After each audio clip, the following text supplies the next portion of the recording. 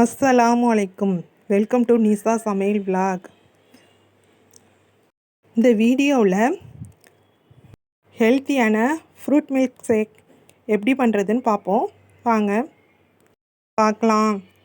நான் custard powder இதில் 2 teaspoon போட்டு தண்ணியில் நல்லா கரைச்சி எடுத்துக்கிறேன். இது திக்னஸ்க்கு தேவைப்படுற அளவுக்கு கரைச்சி எடுத்துக்கிறேன்.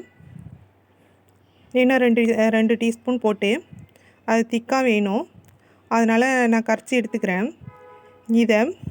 இதுக்குள்ளே பாலை தேவையான அளவு ஊற்றி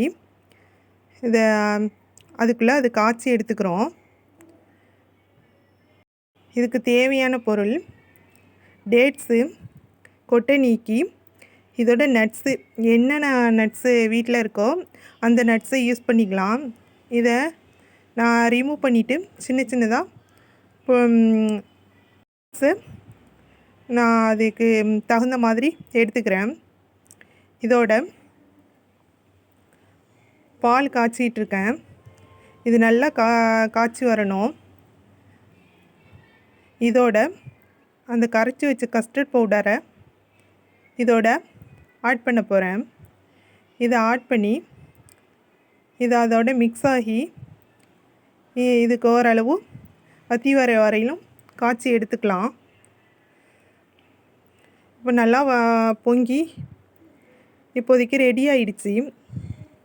இதோட 2 டீஸ்பூன் சீனி ஆட் பண்ணியிருக்கேன். இது கஸ்டர்ட் பவுடர்லேயும் சுகர் இருக்கும், அதை பேலன்ஸ் பண்ணி போட்டுக்கிடுங்க. இதை இன்னொரு பாத்திரத்தில் நான் ட்ரான்ஸ்ஃபர் பண்ணிக்கிறேன். ஏன்னா இதை கூலிங் பண்ணிக்க போகிறோம். இது கூலாக்கி தான் இந்த ஃப்ரூட் மிக்சர் பண்ண போகிறோம். இது ரெடி பண்ணி உங்களுக்கு தேவையான அளவு ஃப்ரூட் வகைகளை மிக்ஸ் பண்ணலாம். நான் இதில் மாதுளம்பழம் மட்டும் ஆட் பண்ணுறேன். இதில் ஒரு 2 மாதுளம்பழம் எடுத்து ஆட் பண்ணியிருக்கேன். இதோட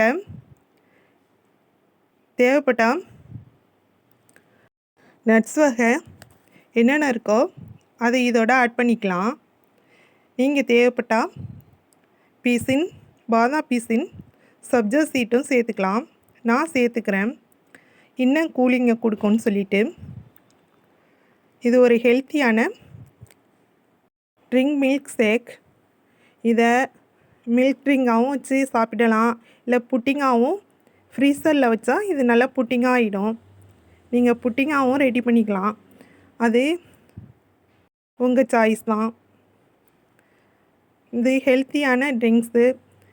ஒரு முறை கண்டிப்பாக ரமலானுக்கு எடுத்துக்கிடுங்க. ரெசிபி எப்படி இருந்துச்சுன்னு சொல்லுங்கள். தேங்க்ஸ் ஃபார் வாட்சிங்.